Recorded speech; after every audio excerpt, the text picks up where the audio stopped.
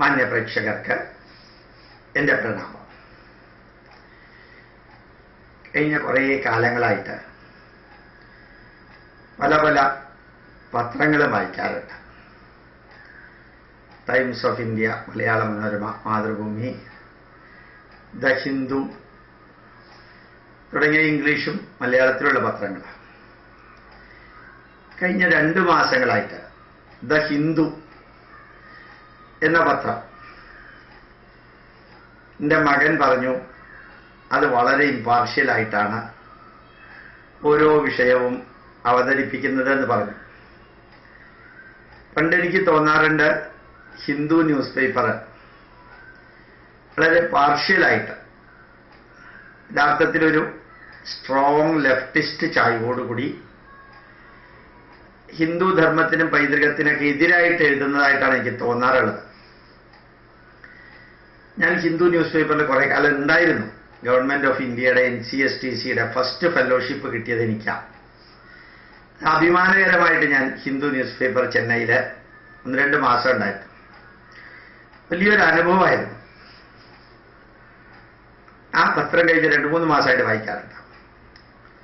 എനിക്ക് പലപ്പോഴും തോന്നാറുണ്ട് കേരളത്തിലെ മലയാളം പത്രങ്ങൾ ആദ്യം വായിക്കേണ്ടത് ദ ഹിന്ദു എന്ന ന്യൂസ് പേപ്പറാണ്. അത്രയ്ക്കും ഇമ്പാർഷ്യലായിട്ട്, അൺബയസ്ഡ് ആയിട്ട് എല്ലാ കാര്യങ്ങളും ഒരേപോലെ, തെറ്റും ശരിയും, വേണ്ടതും വേണ്ടാത്തതും, അനുയോജ്യമായതും അനുയോജ്യമല്ലാത്തതും ഏതെല്ലാമാണ് എന്ന് വിവരിക്കുന്ന വിധത്തിൽ ഒരു പത്രം ജനങ്ങളിലേക്ക് നിത്യവും ഇറങ്ങുന്നുണ്ടെങ്കിൽ എനിക്ക് തോന്നുന്നു അത് ഹിന്ദു ന്യൂസ് പേപ്പർ മാത്രം. ഞാൻ 2 മാസം, കഷ്ടിച്ച് 2 മാസമേ ആയുള്ളൂ അത് വായിക്കാൻ തുടങ്ങിയിട്ട്. അത് തുടക്കം മുതൽക്ക് അവസാനം വരെ മിക്കവാറും വാർത്തകൾ വായിക്കാറുണ്ട്, ആർട്ടിക്കിൾ മുഴുവനും വായിക്കാറില്ല. അത് വായിച്ചു കഴിയുമ്പോൾ നല്ല നല്ല ക്ഷീണമുള്ളപ്പോൾ ഒരു ഉറക്കം കിട്ടിയ ആത്മസംതൃപ്തി, നല്ല വിശപ്പുള്ളപ്പോൾ അസൽ ഭക്ഷണം കിട്ടിയ സംതൃപ്തി, നല്ല ദാഹമുള്ളപ്പോൾ തണുത്ത വെള്ളം കിട്ടിയൊരു സംതൃപ്തി എത്രത്തോളമാണോ അതിൻ്റെ ഒരു 100 ഇരട്ടിയാണ് ഹിന്ദു ന്യൂസ് പേപ്പർ വായിക്കുമ്പോൾ കിട്ടുന്ന ചാരിതാർത്ഥ്യം. ഇത് ഞാൻ ഇപ്പോൾ ഇവിടെ പറയാൻ കാരണം 4-5 ദിവസങ്ങളായിട്ട് ഇന്ത്യൻ പ്രധാനമന്ത്രി സീഷെൽസിലേക്കും മൊറീഷ്യസിലേക്കും ശ്രീലങ്കയിലേക്കും ഒക്കെ പോയി. അവിടെ പോയിട്ട് അദ്ദേഹം ചെയ്ത പ്രവൃത്തികൾ, പറഞ്ഞ കാര്യങ്ങൾ, എടുത്ത തീരുമാനങ്ങൾ, സൈൻ ചെയ്ത MOUകൾ, അതെല്ലാം എത്ര ഭംഗിയായിട്ട്, അതിലുള്ള കുറവുകൾ ചൂണ്ടിക്കാണിക്കുന്നത് ഉൾപ്പെടെ അത്രയും ഭംഗിയായിട്ടാണ് ഹിന്ദു ന്യൂസ് പേപ്പർ പ്രസിദ്ധീകരിച്ചത്. എനിക്ക് ഒരു പത്രധർമ്മം, ഞാൻ ജേർണലിസത്തിൽ ഒരു ഡിഗ്രി എടുക്കാൻ ഭാഗ്യം കിട്ടിയ ആളാണ്.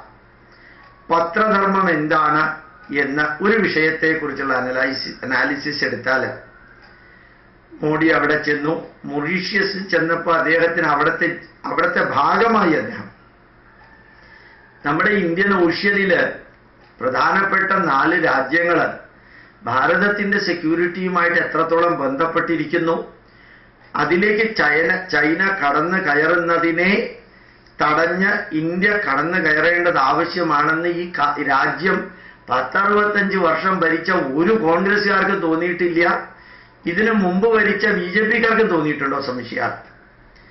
പക്ഷെ മൊറീഷ്യസിൽ ചെന്നിട്ട് ഈ ധർമ്മത്തിന്റെ ഭാഗമായി അവരുടെ അടുത്ത് അവർക്ക് ഹെൽപ്പ് കൊടുത്തിട്ട്, അവർക്ക് എല്ലാവിധത്തിലുള്ള സഹായവും ചെയ്തു കൊടുത്ത്, അവരുടെ ജീവിതത്തിന്റെ ഭാഗമായിട്ട് നിങ്ങൾ ചൈനക്കാരെക്കാൾ കൂടുതൽ വിശ്വസിക്കേണ്ടത് നിങ്ങളുടെ അടുത്തുള്ള നിങ്ങളുടെ ധർമ്മത്തിന്റെ അവിഭാജ്യ ഘടകമായ ഭാരതത്തിനെയാണെന്ന് അവരെ ബോധ്യപ്പെടുത്തി അവരും ഭാരതവും തമ്മിലുള്ള ബന്ധം കോൺക്രീറ്റ് പോലെ ഉറപ്പിച്ചിട്ടാണ് വന്നത്. ഇതുപോലെ തന്നെ സീഷെൽസ്, അങ്ങനെ ഒരു ഐലൻഡിനെ കുറിച്ച് തന്നെ നമ്മൾ ശരിക്കും ഭാരതീയർ സംസാരിക്കാറില്ല. അത് എത്രത്തോളം ക്രൂഷ്യൽ ആണെന്നുള്ളതൊക്കെ മനസ്സിലായത് ഈ ഹിന്ദു ന്യൂസ് പേപ്പർ വായിക്കുമ്പോഴാണ്. മാൽദീവ്സിലെ കഴിഞ്ഞ എക്സ് പ്രസിഡന്റിനെ 13 വർഷത്തെ തടവിന് വിധിച്ച് അവിടുത്തെ അന്തരീക്ഷം അത്ര ശരിയല്ലാത്തത് കൊണ്ട് മാത്രമാണ് മോഡി അങ്ങോട്ട് പോവാതിരുന്നത്. അങ്ങോട്ട് പോവേണ്ടതായിരുന്നു. പക്ഷേ ആ മാൽദീവ്സിലെ ഡീസലൈനേഷൻ പ്ലാന്റ് കുടിവെള്ളം ഉണ്ടാക്കുന്ന പ്ലാന്റ് ബ്രേക്ക് ഡൗൺ ആയപ്പോ മാൽദീവ്സിലെ ഭരണാധികാരികൾ ആദ്യം വിളിച്ചത് മോദിയെയാണ്. 2 ആഴ്ച മുമ്പ് മണിക്കൂറുകൾക്കകം ഒരു ദ്വീപിലെ ജനതയ്ക്ക് ലാവിഷായിട്ട് കുളിക്കാനും കുടിക്കാനുമുള്ള കുടിവെള്ളം കപ്പലില് മാൽദീവ്സിലേക്ക് എത്തിച്ച് അവർക്ക് വേണ്ട എല്ലാ സൗകര്യവും ചെയ്തു കൊടുത്തു. അതിന്റെ ട്രാൻസ്പോർട്ടേഷൻ കോസ്റ്റ് പോലും മേടിച്ചില്ല. ട്രാൻസ്പോർട്ടേഷൻ കോസ്റ്റ് മേടിച്ചില്ല എന്ന് ഞാൻ കാഷ്വലി പറഞ്ഞു എന്നേ ഉള്ളൂ, മേടിച്ചിട്ടില്ല. പക്ഷെ നിങ്ങളുടെ ദുഃഖം ഞങ്ങളുടെ ദുഃഖമാണ്, നിങ്ങളുടെ പ്രശ്നങ്ങൾ ഞങ്ങളുടെ പ്രശ്നങ്ങളാണ് എന്ന് അറിയിച്ചുകൊണ്ടായിരുന്നു അവിടെ എല്ലാം പോയത്. അതിനേക്കാൾ കൂടുതൽ ഗാഢമായിട്ടായിരുന്നു ശ്രീലങ്കയിലെ പ്രധാനമന്ത്രിയുടെ സന്ദർശനം ഉണ്ടായത്. ശരിക്കും തമിഴ് ഏരിയകളിൽ ഒന്നിലും തന്നെ ഇന്ത്യൻ പ്രധാനമന്ത്രിമാർ പോയിട്ടില്ല.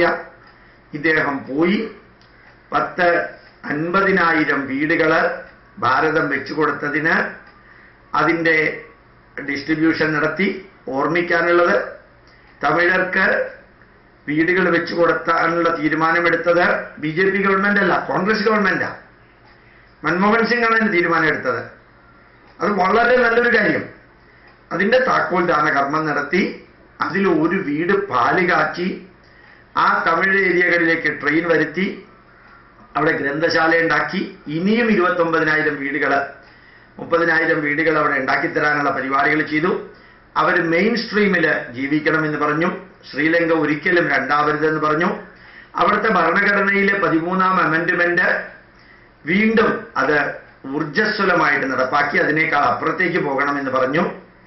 പാർലമെന്റിൽ അദ്ദേഹം പ്രഭാഷണം നടത്തി. വസ്തുതാപരമായിട്ട് ശരിക്കും പറഞ്ഞു കഴിഞ്ഞാൽ എങ്ങനെയാണോ ഒബാമ ഇന്ത്യയിൽ വന്നിട്ട് ഇന്ത്യൻ പാർലമെന്റിൽ പ്രഭാഷണം നടത്തിയത്, ഒരു വലിയ സന്ദേശം കൊടുക്കാനാണ് ഇവിടെ വന്നത്. അതേപോലെ ഒരു വലിയ സന്ദേശം കൊടുക്കാനാണ് കൊളംബോയിൽ ചെന്ന് അവരുടെ ജീവിതത്തിന്റെ ഭാഗമായി ബുദ്ധമതക്കാരുടെ ക്ഷേത്രങ്ങളിൽ പോയി ബോധിവൃക്ഷത്തിന്റെ തണലില് നമസ്കരിച്ച് അശോക ചക്രവർത്തിയുടെ മകള് അവിടെ നട്ടുവളർത്തിയ ആ ബോധിവൃക്ഷത്തിന്റെ ചുവട്ടിൽ പ്രണമിച്ച് ധാരാളം ബുദ്ധക്ഷേത്രങ്ങൾക്ക് വേണ്ട സഹായം വാഗ്ദാനം ചെയ്ത് ഇന്ത്യൻ പ്രധാനമന്ത്രിയുടെ ജന്മനാട്ടിലേക്ക് ഒരു ബുദ്ധ വിഹാര കേന്ദ്രമാക്കാൻ ഇവരെ അങ്ങോട്ട് ക്ഷണിച്ച്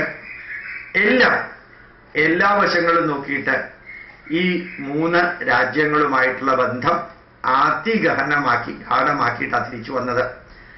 നമ്മുടെ രാഷ്ട്രത്തെക്കുറിച്ച് ഭരിക്കാനും ആ രാഷ്ട്രം എങ്ങനെ അയൽക്കാരുമായിട്ട് ബന്ധം നിലനിർത്തണമെന്ന് പറയാനും കഴിഞ്ഞ 65 വർഷമായിട്ട് പലരും ഉണ്ടായിരുന്നുവെങ്കിലും പ്രായോഗികമായിട്ട് ഇത് കാണിച്ചു കൊടുത്തു. ശ്രീലങ്ക ഒരുമിച്ച് ഒന്നായി നിൽക്കണമെന്നും പുതിയ ഗവൺമെന്റിന് ഇതൊക്കെ പ്രശ്നങ്ങൾ പരിഹരിക്കാനായിട്ട് സാവകാശം കൊടുക്കണമെന്നും ശ്രീലങ്കയിലെ തീവ്രവാദം അടിച്ചൊതുക്കിയതിനെ അഭിനന്ദിക്കുന്നു എന്ന് പറഞ്ഞെന്ന് മാത്രമല്ല, ഇന്ത്യക്കാരെ ഇൻവോൾവ് ചെയ്തത് കൊണ്ടാണ് എക്സ് പ്രസിഡന്റ് രാജപാക്സെ നിഷ്കാസിതനായത് എന്ന് രാജപാക്സെ പറയുകയുണ്ടായി 2 ദിവസം മുമ്പ്. ആ മുൻ പ്രസിഡന്റ് രാജപാക്സെയുടെ വീട്ടിൽ ചെന്ന് അദ്ദേഹത്തിനെ 25 മിനിറ്റോളം അദ്ദേഹത്തിനെ കണ്ട് ചർച്ച ചെയ്ത് ആ പേഴ്സണൽ ബന്ധം മുറുക്കിയപ്പോൾ അല്ലെങ്കിൽ ദൃഢമാക്കിയപ്പോൾ ഇവർക്ക് 2 പേർക്കും ഇടയ്ക്ക് വേറൊരു 3ാമത്തെ വ്യക്തിയെ ഇരിക്കാൻ അനുവദിച്ചുമില്ല. ഇവർ പേഴ്സൺ ടു പേഴ്സൺ ആയിരുന്നു ഡിസ്കഷൻ നടത്തിയത്.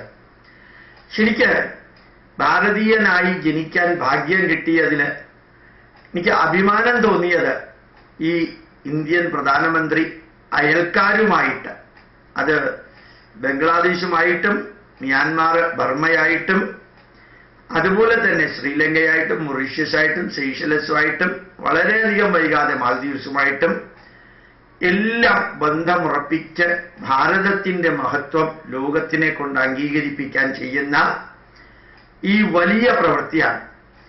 ആ വലിയ പ്രവൃത്തി കാണുമ്പോൾ അഭിമാനം തോന്നുമ്പോഴും കോൺഗ്രസ്സുകാരും കോൺഗ്രസ് നേതാക്കന്മാരും നമ്മുടെ രാജ്യസഭയിൽ കാണിച്ചു കൂട്ടുന്ന നീചമായ പ്രവൃത്തിയും നല്ല രീതിയിൽ കേരളം ഭരിക്കുന്ന UDFനെതിരെ നല്ല രീതിയിൽ കേരളം ഭരിക്കുന്ന ഉമ്മൻചാണ്ടിയും അവരുടെ കൂട്ടത്തിലുള്ളവരും അവർക്കെതിരെ ഇവിടുത്തെ പ്രതിപക്ഷം കാണിച്ചു കൂട്ടുന്ന വക്രമായിട്ടുള്ള കാര്യങ്ങൾ കാണുമ്പോൾ മാത്രമാണ് ഈ കേരളത്തിലും അല്ലെങ്കിൽ ഇന്ത്യയിലും ജനിച്ചതിൽ ദുഃഖം തോന്നാറ്.